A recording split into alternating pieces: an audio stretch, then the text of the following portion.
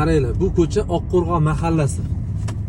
Mana to'g'rida 15-banisi katalog'i. Mana palasan chizib qo'yishganligisini qarang, palasan. Yo'lga palasa tizadigan okalar, lekin gap bo'lishi mumkin emas, palasa tizishinglarga borku. Qoyil qo'yvoraman deb. Oqqo'rg'on mahalladan chiqib kelganingizda 15-banisani oldiga chorraha bu. Mana 15-banisi.